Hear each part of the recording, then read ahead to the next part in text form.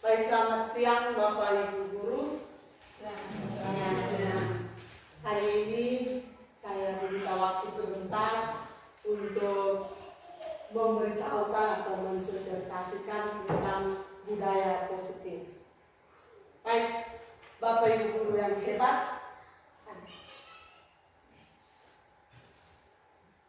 sebagai seorang guru kita perlu mengusahakan atau kita bertanggung jawab agar sekolah menjadi sebuah lingkungan yang nyaman, tentram untuk belajar, sehingga karakter anak bisa bertumbuh. Untuk itu kita perlu memahami 6 konsep di sebelah. Yang pertama, disiplin positif. Yang kedua, motivasi perilaku manusia. Yang ketiga, keyakinan sekolah atau kelas. Yang keempat, kebutuhan dasar manusia. Yang kelima, posisi kontrol. Dan yang keenam, segitiga restitusi. Nah, ini sesuai dengan filosofi Ki Hajar Dewantara bahwa seorang guru itu tugasnya hanya menuntun. Jadi ibarat kita seperti seorang petani yang menanam padi, lalu selanjutnya dia hanya memperbaiki lingkungan tempat menanam padi itu dengan beri pupuk, cabut rumput. Seperti itu seorang guru. Jadi kita menciptakan sebuah lingkungan yang kondusif untuk anak-anak bisa belajar dengan nyaman. Yang pertama, disiplin positif. Nah, mungkin Bapak Ibu guru hebat ada yang bisa memberitahu saya apa itu disiplin positif.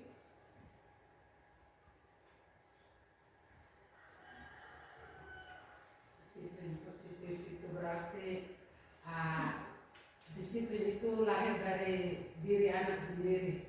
Tidak perlu ada hukuman, tidak perlu ada reward atau hadiah baru mereka disiplin. Mungkin itu menurut saya. Oke, terima kasih Bu. Disiplin menurut Ibu, disiplin positif itu kesadaran diri. Tidak perlu ada penghargaan atau hukuman. Anak sadar keadaan. Disiplin positif. Disiplin positif itu cara penerapan disiplin yang mengajarkan anak itu bertanggung jawab. Lalu menumbuhkan kesadaran diri seperti yang Ibu ini sampaikan tadi dan tumbuhlah nilai-nilai kebajikan. Lalu disiplin positif itu sebagai bentuk kontrol diri, kontrol dan perilaku sendiri. Lalu penerapannya kita biasakan pembiasaan baik di sekolah. Pembiasaan baik itu berpedoman pada profil pelajar Pancasila. Pasti kita semua tahu. Baik. Dan disiplin positif tujuannya menanamkan motivasi. Sebentar kita materi ke depan ada motivasi perilaku manusia di sana. Motivasi yang ketiga pada murid yaitu dia menjadi orang yang dia inginkan, lalu dia menghargai diri sendiri dengan nilai-nilai yang dia percaya. Itu tujuan dari disiplin positif. Dan yang berikut motivasi perilaku manusia. Mungkin Bapak Ibu guru bisa memberitahu motivasi dorongan perilaku manusia. Mungkin ada yang tahu.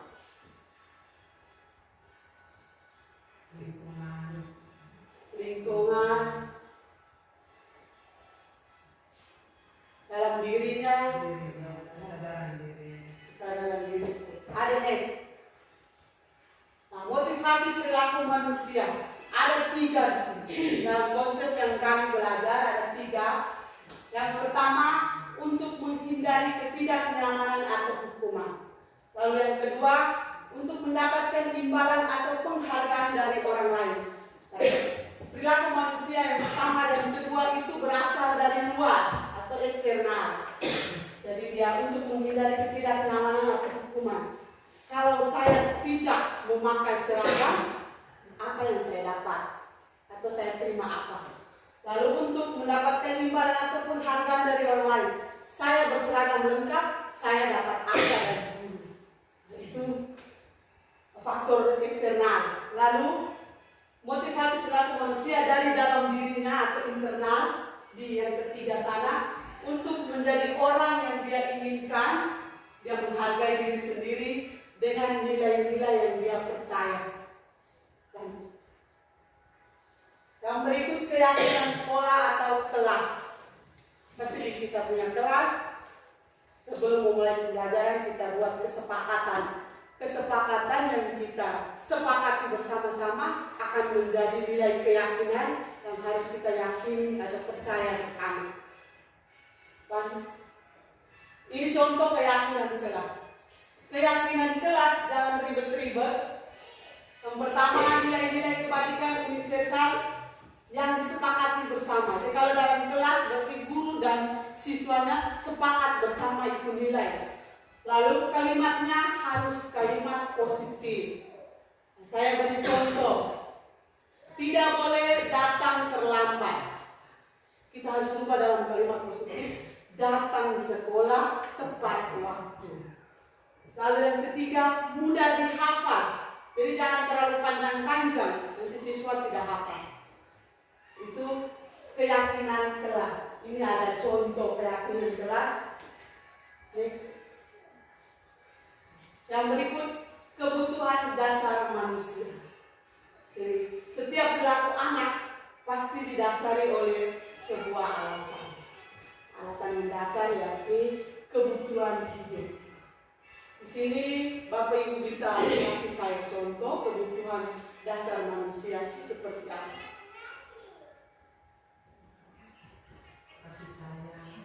Kasih sayang, kebutuhan fisiologis.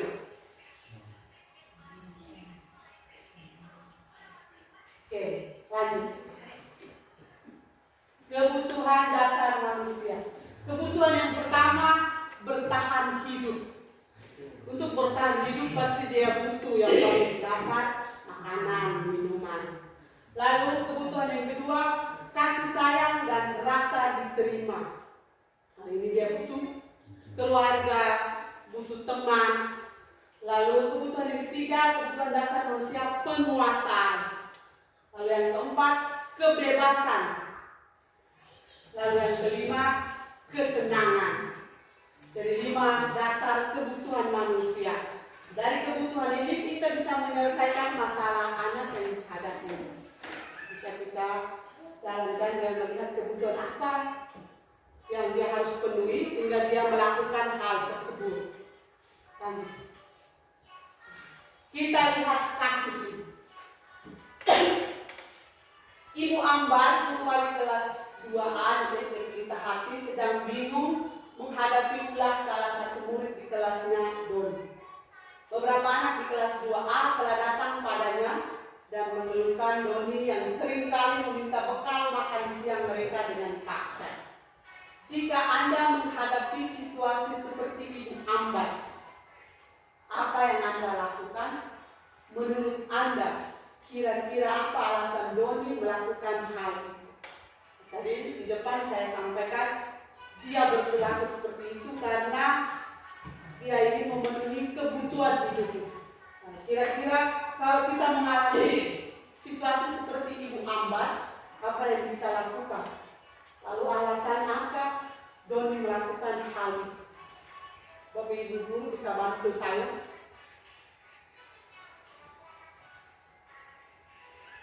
Jadi setiap hari dia ambil temannya berbekal.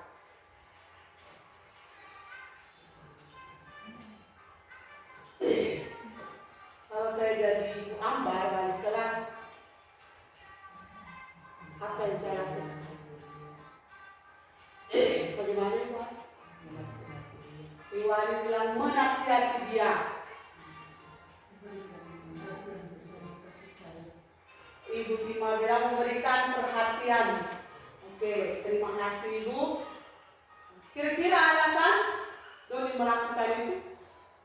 Dia bertahan hidup dengan butuh perhatian dan rasa diterima.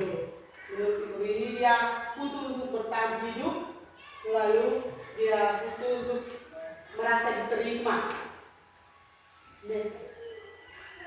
Alasan Doni yang pertama, ini pasti Ibu Ambar menyelesaikannya dengan segitiga restitusi. Sebentar kita ke depan bisa lihat materinya.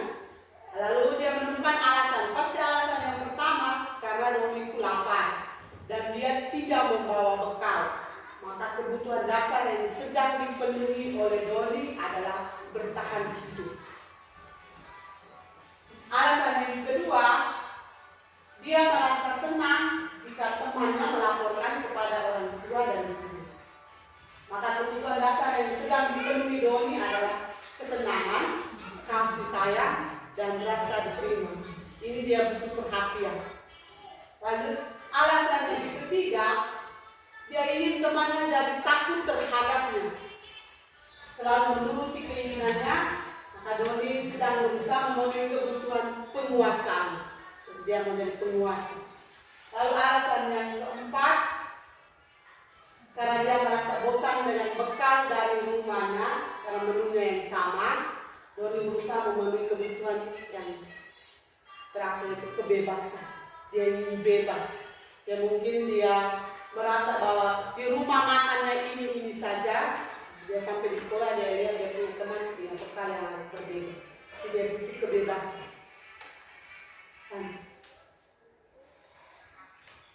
Alasan yang kelima sudah. Yang berikut posisi kontrol guru. Posisi kontrol guru. Posisi kontrol guru ada 5. Yang pertama sebagai penghukum. Saya punya diri juga, saya rasa dan selama ini saya hanya jadi penghukum.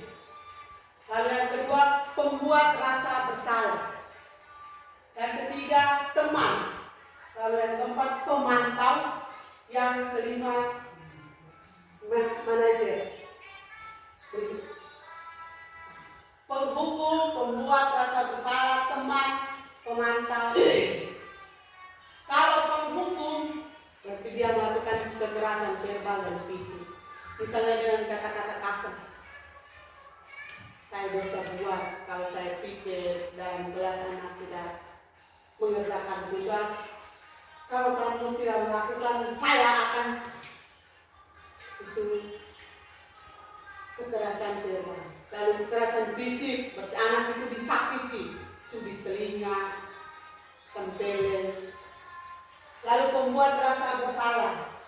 Kita ke sana lalu kamu sudah buat bapak ibu kecewa. Pasti anak juga merasa bersalah. Ibu sudah melakukan kalimat itu dalam satu diri saya rasa sedikit bersalah. Lalu menjadi teman.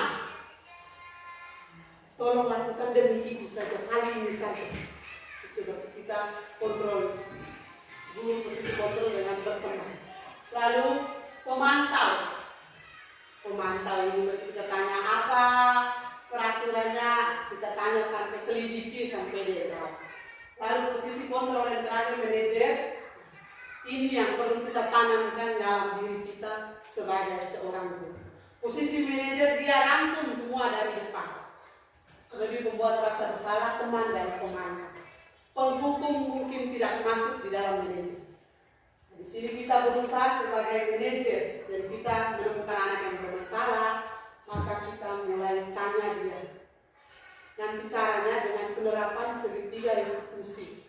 Kita mulai giring dia supaya dia merasa bersalah, kemudian tanya dia apa jadi yang menjadi alasannya dia melakukan itu, kemudian tanya dia bagaimana dia bertanggung jawab setelah melakukan ini, baru kita cari solusi.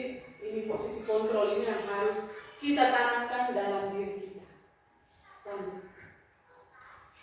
yang terakhir ini segitiga restitusi. Ini istilah baru waktu itu. Kalau Ibu Erna dan Ibu ini itu sudah luar biasa segitiga restitusi. Segitiga restitusi ini suatu proses. Prosesnya proses dialog.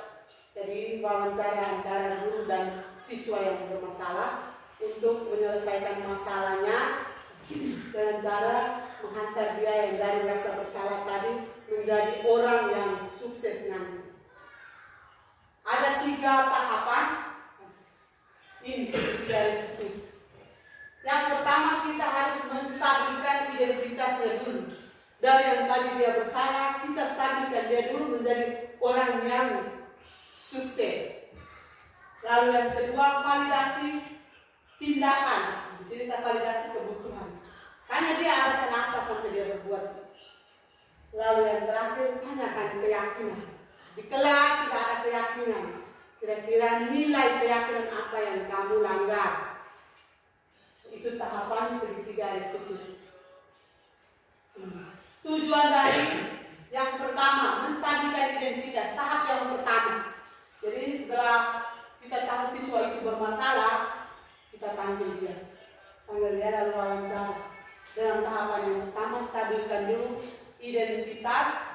Tujuannya mengubah identitas anak dari orang yang gagal atau bersalah tadi karena melakukan kesalahan menjadi orang yang sukses. Contoh pertanyaannya seperti di sebelahnya. Berbuat salah itu tidak apa-apa. Ibu dulu juga pernah berbuat salah. Lalu kamu bukan satu-satunya yang berbuat salah. Kita bisa menyelesaikan masalah ini. Saya juga pernah melakukan kesalahan seperti itu. Nah, itu di tahapan pertama, menstabilkan identitas. Jadi anak yang tadi gugup, takut, kita kirim dia pelan-pelan supaya dia merasa percaya diri. Oh, padahal ibu juga dulu seperti ini. Lalu tahapan yang kedua, memvalidasi tindakan yang salah. Yaitu kita cari dia punya alasan. Pasti dia melakukan kesalahan itu untuk memenuhi kebutuhan dasarnya tadi yang ada 5 di depan. Jadi pertanyaannya gampang. Kamu pasti punya alasan mengapa kamu melakukan itu. Lalu ada cara yang lebih efektif untuk mendapatkan apa yang kamu butuhkan. Kamu butuh itu masih ada cara lain untuk mendapatkan. Lalu yang ketiga, menanyakan keyakinan. Ini tadi keyakinan kelas yang kita sepakati itu motivasi diri kita internal, jadi dari dalam diri. Di sini kita bisa tanyakan nilai-nilai umum atau nilai-nilai keyakinan di kelas yang kita sepakati bersama. Kira-kira nilai keyakinan apa yang kamu langgar? Anak pasti menyampaikan. Kemudian mau jadi apa? Kamu mau jadi orang yang seperti apa? Setelah dia melakukan dan memberikan jawaban nilai-nilai yang dilanggar, kita tanya kembali. Kira-kira jalan keluar atau solusinya, atau kau mau bertanggung jawab dengan melakukan apa? Nanti dia sendiri menemukan solusi. Dari solusi itu lalu kita menyampaikan, memberikan peneguhan agar dia tidak mengulang ini. Jadi kita diharapkan menyelesaikan masalah anak di sekolah dengan menggunakan atau penerapan segitiga restitusi. Jadi kita pakai posisi kontrol guru yang terakhir, yaitu manajer. Jadi kita diharapkan tidak boleh jadi penghukum, membuat rasa bersalah. Mari kita berubah perlahan-lahan.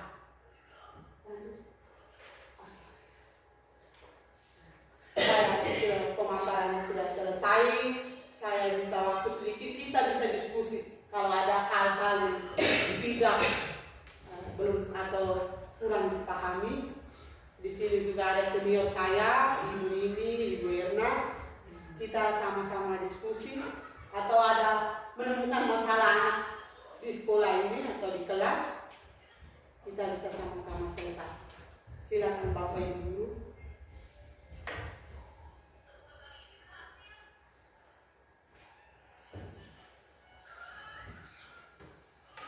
Ayo jangan tegang, kita speaking dulu kok.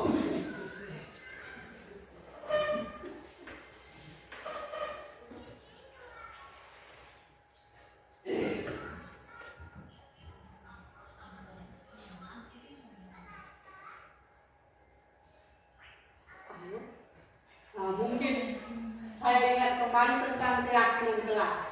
Kenapa harus kalimat positif? Supaya tidak mengundang kalimat yang mungkin seperti jangan membuka lemari ini, pasti ada, kita buka pasti ada apa di dalam. Dia mengundang untuk dia melakukan. Jadi keyakinan kelas itu harus dibuat dengan kalimat yang positif seperti itu. Jadi kalimat-kalimatnya mudah dipahami anak.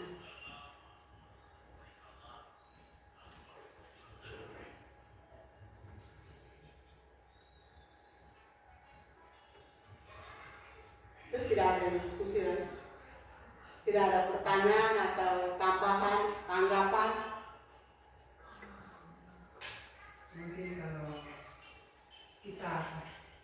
kita terapkan di lingkungan sekolah kita ini yang mungkin butuh banyak kesabaran, seperti yang tadi sampaikan bahwa disiplin positif itu kan kesadaran diri. Kalau kita punya siswa di sini yang kita lihat ya masih butuh banyak dorongan. Jadi ya dalam penerapannya pasti kita guru-guru nih yang harus banyak salah. Masih jadi penghukum, masih jadi pembuat rasa bersalah. Walaupun sedikit-sedikit ya kita mulai berubah sedikit, tapi tetap itu belum hilang. Jadi semoga dengan adanya pemaparan materi tentang disiplin positif ini mungkin kami bisa lebih giat lagi menerapkan disiplin positif atau budaya positif di kelas kami masing-masing. Terima kasih. Jadi kita mulai dari kelas kita dulu. Paling lingkungan yang paling kecil kelas kita. Lalu keluar di sekolah kita itu yang sudah luas. Kita mulai dalam diri kita. Ingat filosofi Ki Hajar Dewantara. Guru itu memberi contoh seperti itu.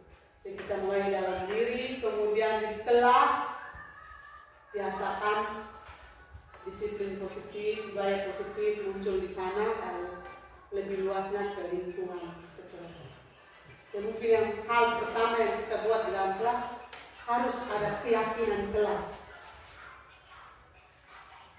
supaya siswa berperilaku sesuai nilai-nilai yang dia yakini. Nilai itu berpedoman pada profil pelajar Pancasila. Kita pergi dan pulang pasti kembali lagi ke profil pelajar Pancasila. Itu nilai-nilai yang harus kita tanamkan. Bagi kalau tidak ada pertanyaan dan tanggapan lagi, saya kembali mengingatkan kita perlu memahami 6 konsep di sebelah supaya kita boleh menciptakan sebuah lingkungan yang nyaman, aman, dan tentram untuk murid kita bisa belajar dan bertumbuh sesuai profil pelajar Pancasila. Terima kasih.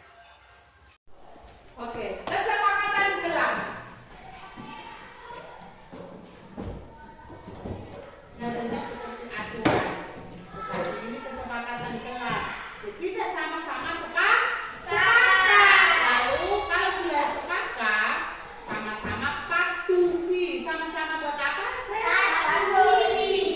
Tulis apa yang ingin kau buat supaya kita punya kelas ini aman, tentram, belajar juga menyenangkan.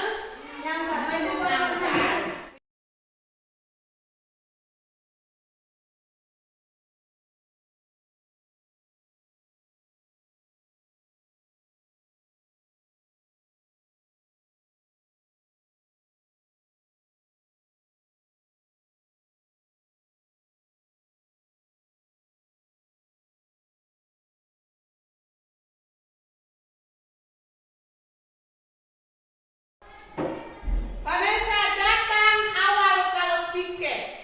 Datang tepat? Satu di Vanessa. Datang tepat waktu. Buang sampah pada tempatnya. Berarti kalau sampah pada tempatnya, kelas akan menjadi sampah kalau pada tempatnya, kelas akan menjadi bersih.